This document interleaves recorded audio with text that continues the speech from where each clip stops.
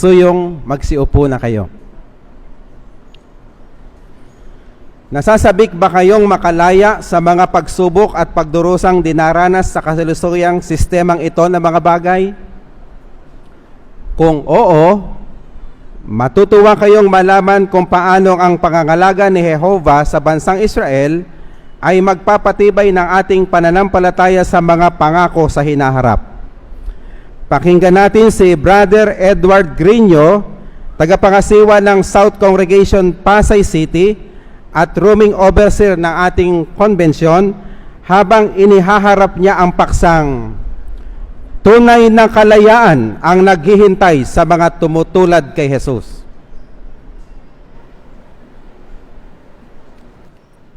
Kung meron mang isang tauhan sa Biblia na nag-aral kung paano magpapatakbo ng isang bansa, ang taong ito ay marahil ay si Moises. Oo, si Moises ay lumaki sa korte ni Paraon, kaya malamang ay natutuhan niya ang mga kautusan ng maraming bansa. Ngunit, ano ang natuklasan niya? Bueno, para sa kanya, ang kautusan ng Diyos ay walang katulad. Bakit kaya? Ang isang dahilan kung bakit natatangi ang kautusan ng Diyos o ang kautusang mosaiko ay ang tuntunin nito tungkol sa jubileo. Isa itong maibigin at matalinong probisyon para protektahan ang mga karapatan sa pag-aari at kalayaan ng isa.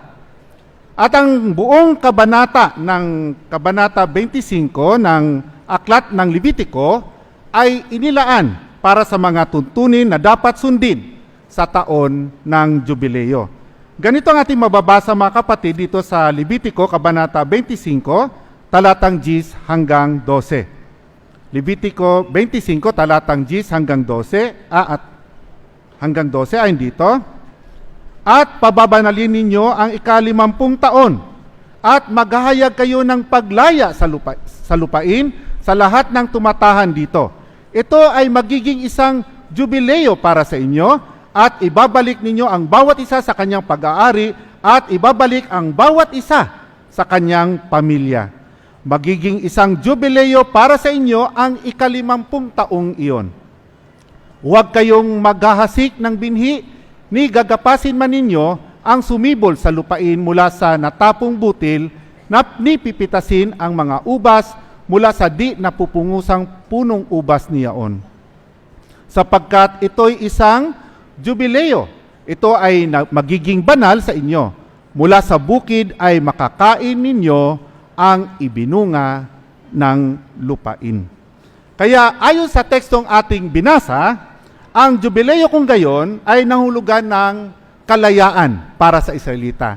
Kaya para sa isang Israelita, talagang pinananabikan nila ang pagdating ng taong ito.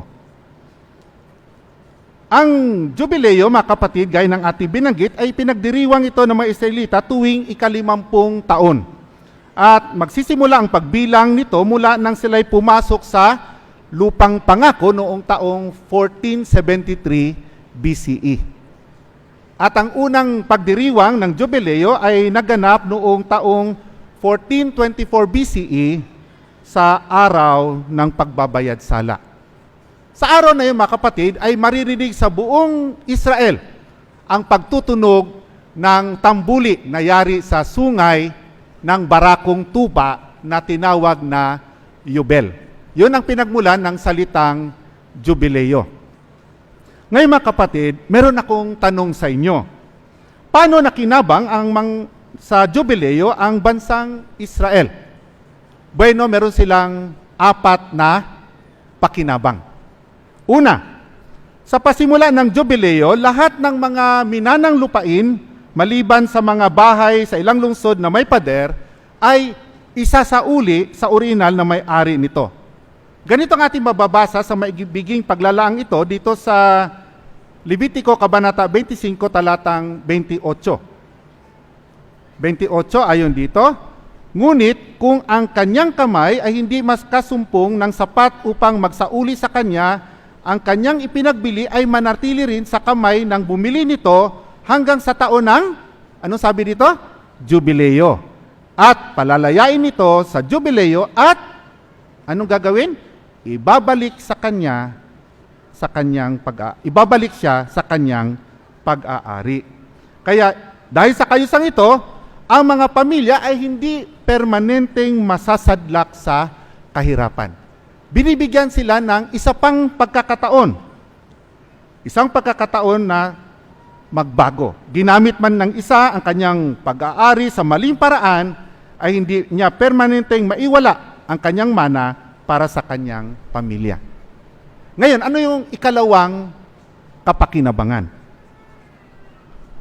Lahat ng aliping Hebreo at ang kanilang mga anak ay palalayain. Ganito ang ating mababasa tungkol dito, mga kapatid, dito sa Levitico 25:39 hanggang 41. Ayon dito, at kung ang kapatid mo ay magiging dukha na kasama mo at ipinagbili niya sa iyo ang kanyang sarili, huwag mo siyang gamitin bilang manggagawa sa mapang-aliping paglilingkod. Siya ay magiging tulad ng isang upahang trabahador sa inyo, tulad ng isang nakikipamayan. Siya ay maglilingkod sa iyo hanggang kailan? Ayon dito, hanggang sa taon ng Jubileo. At pagdating ng Jubileo, anong sabi? At aalis siya mula sa iyo, siya at ang kanyang mga anak na kasama niya, at babalik siya sa kanyang pamilya, at babalik siya sa pag-aari ng kanyang mga ninuno. Kaya ang Jubileo kung gayon ay panahon ng pagsasauli at pagpapalaya para sa mga Israelita. Pero merong tanong, mga kapatid. Ano naman ang gagawin ng mga Israelita sa nalabing mga panahon sa taon ng Jubileo?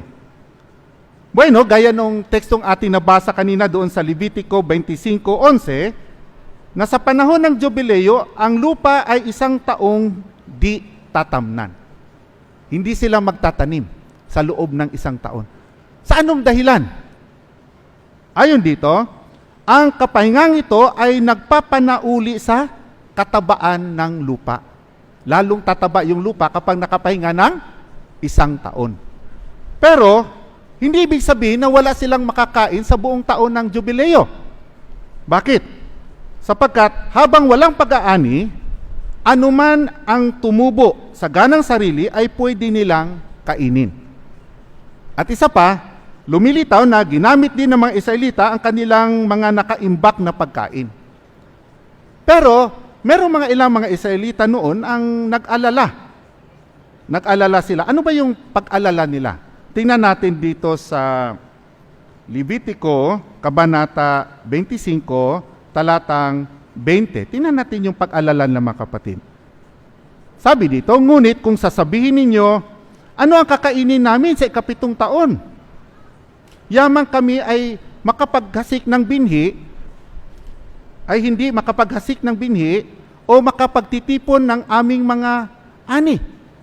Ano ba kakainin namin kung di kami magtatanim? Yun ang pag-alala ng mga Israelita. Pero sila ay pinatibay ng Diyos na Yehova. Tingnan natin yung sunod na talata dito sa 21. Kung gayon ay tiyak na ipagkakaloob ko ang aking pagpapala sa inyo sa ika-6 na taon at magluluwal iyon ng kanyang pag-aani para sa 3 taon. So ibig sabihin, sila ay matuto na umasa na sila ay paglaanan ng Diyos na Yehova sa taon na sila ay hindi nagtatanim. Kaya yun ang kapakinabangan nila, mga kapatid, nung panahon na yon. Pero bukod dyan, meron pang isang pakinabang sa taon na Jubileo, yung kaayusan na yon.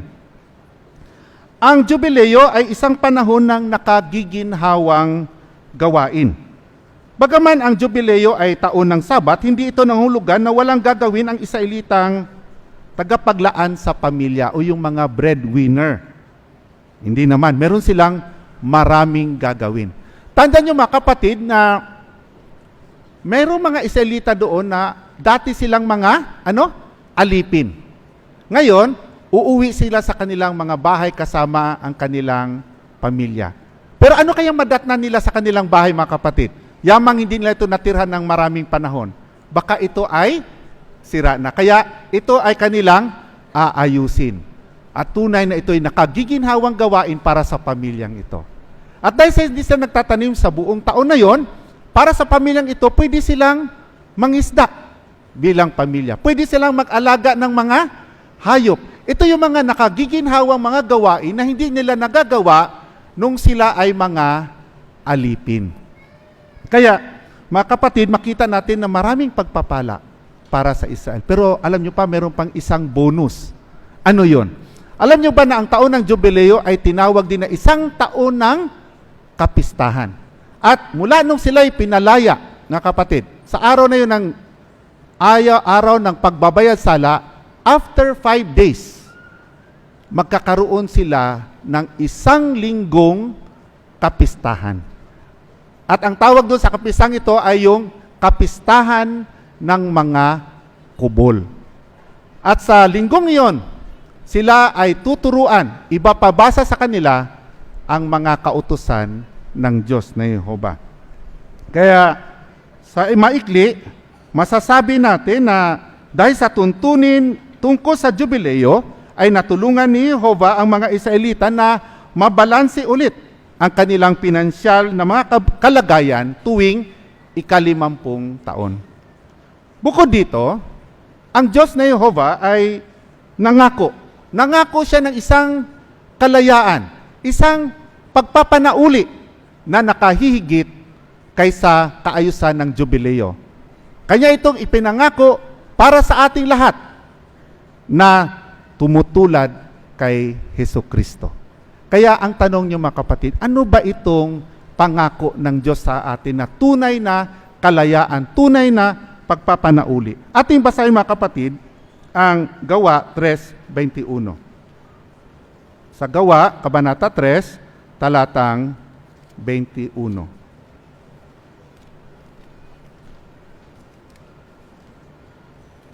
Ayon dito, na dapat ngang manatili sa langit hanggang sa mga panahon ng, ano sabi dito? Pagsasauli ng lahat ng mga bagay na sinalita ng Diyos sa pamamagitan ng bibig ng kanyang mga banal na propeta noong sinaunang panahon. May pinangako sa atin ang Diyos na Jehova ng ano? Pagsasauli ng lahat ng bagay.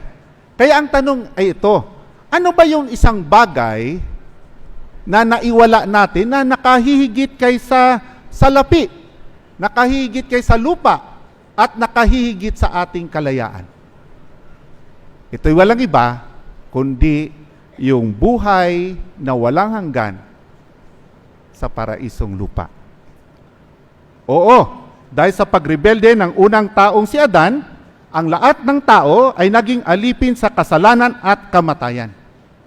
Ngunit, nangako ang Diyos na Jehova na ibabalik niya yon, yung buhay na walang hanggan sa paraisong lupa. Paano niya ito gagawin? Bueno, sa pamamagitan ng Panginoong Hesus. Oo, inilaan ng Diyos na Jehova ang haing pantubos ni Hesukristo para mapalaya ang mga tao mula sa kasalanan. At ganito naman ang naging tugon ng Panginoong Hesus nung binigyan siya ng atas na ito. Mababasa natin yan, mga kapatid, dito sa Lucas, Kabanata 4, talatang 17, 18, at 21. Sa Lucas 4, 17, 18, at 21. Sa pagkakataong ito ay napumasok ang Panginoong Hesus sa sinagoga at binasa niya yung balumbon ni Isaias na masumpungan natin sa Isaias, Kabanata 61, talatang 1. Tingnan natin kung nakaulat dito sa 17 at 18. Kaya ang balumbon ng propetang si Isaias ay ibinigay sa kanya at binuksan niya ang balumbon at nasumpungan ang dako kung saan nakasulat. Ano yung nakasulat? Ang Espiritu ni Jehova ay sumasa akin sapagkat pinahiran niya ako upang magpahayag ng mabuting balita sa mga dukha. Isinugo niya ako upang mangaral ng ano? Mangaral ng pagpapalaya. Para kanino? sa mga bihag at pagpapanumbalik ng paningin sa mga bulag upang payaunin ang mga nasisiil ng may paglaya. At ang sabi ng Panginoong Hesus sa 21, nang magkagayon ay pinasimulan niyang sabihin sa kanila, ngayon ay natutupad ang kasulatang ito na karirinig lamang ninyo. So tinanggap ng Panginoong Hesus ang atas ng pagpapanauli ng lahat ng bagay. Kaya gagawin ng Panginoong Hesus ito sa loob ng 1,000 taong paghahari niya. At matatawag ang panahong ito, yung tinatawag natin na milenyo, na panahon ng tunay na pagsasauli at tunay na pagpapalaya. Ngayon, mga kapatid, meron akong tanong sa inyo. Ano naman ang mga pagpapala na naghihintay para sa ating lahat sa milenyo na paghahari ng Panginoong Hesus? Bueno, tulad sa bansang Israel, tatanggap din tayo ng 4 na mga pagpapala. Una, nung sinaunang jubileo, lahat ng ibinentang lupain, ay anong ginawa nun? Isinauli. Paano naman tayo nakinabang dito? Bueno, sa ngayon, hindi lahat ay may sariling bahay. Marami sa atin dito ang nangungupahan. Mahirap ang buhay. Pero, sa bagong sanlibutan, ang mga tao ay magkakaroon ng kani-kanilang sariling lupain at magkakaroon ng kani-kanilang sariling bahay. Wala nang mangungupahan. Hindi ba kayo nananabik na darating ng panahong ito, mga kapatid?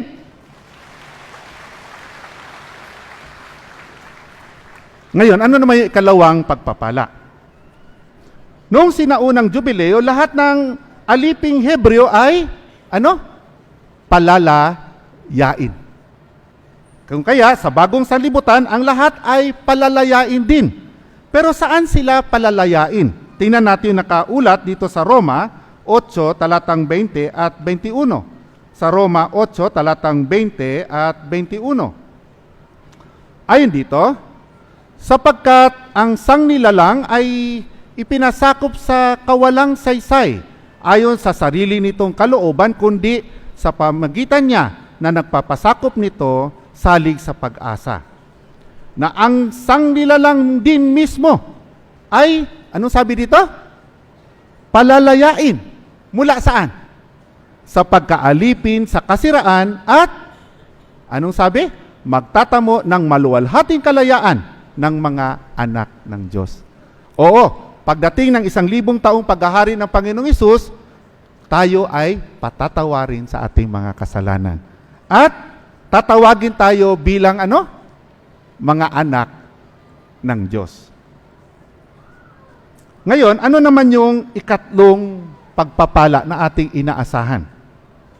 Dahil taon ng Sabat ang Jubileo, ang mga Israelita ay hindi nagtatanim at nag-aani, kundi iyon ay panahon para sa isang nakagiginhawang espiritual na mga gawain. Sa panahon ng milenyo, lahat ng gawain natin ay maging ukol sa espiritual. Ngayon, ano ba yung gagawin natin sa taon ng 1,000 taon na paghahari ng Panginoong Hesus? Marami. Una na dyan, nandyan yung, ang pagtuturo sa mga bubuhaying muli. Oo, marami sa mga bubuhaying muli ang hindi nakaalam ng katotohanan. Kung kaya, pagdating ng panahong yon, marami tayong Bible study.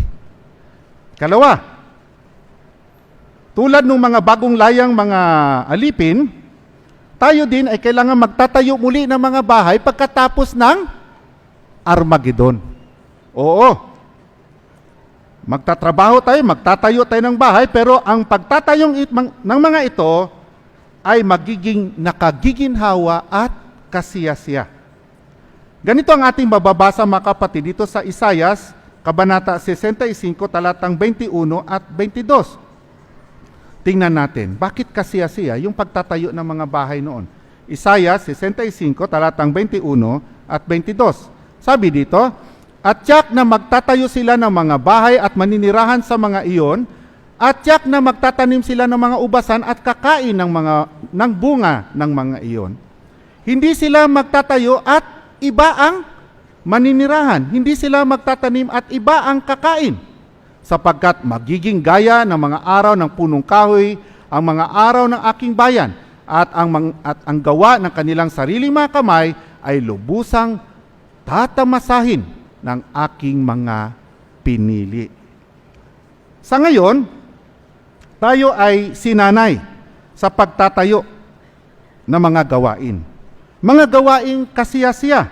Halimbawa, may ilan sa atin na nagtrabaho sa ilang proyekto ng sangay, ng Remote Translation Office o ng Kingdom Hall. Pero para sa mga kapatid na ito, sila ay nagiginhawahan at masaya kahit na mas puspusan ang pagtrabaho nila rito kaysa kanilang sekular na trabaho. Sa katulad na paraan, ang lahat ng trabaho sa bagong salibutan ay magiging nakagiginhawa.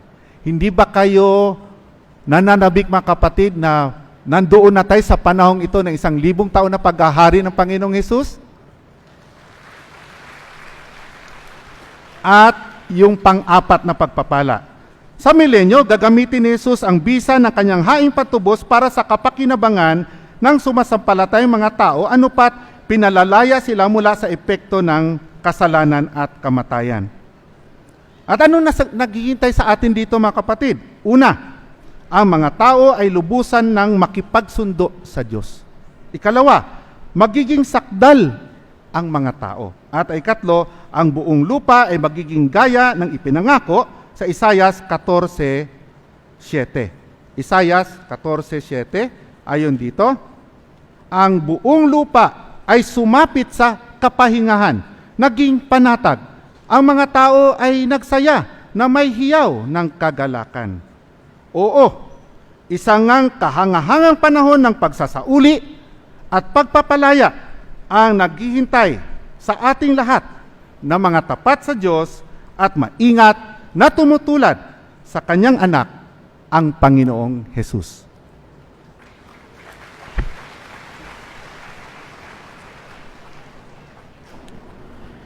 Maraming salamat, Brother Grino, sa pagkapaliwanag ng kahulugan ng kaayusan ni Jehovah tungkol sa Jubileo.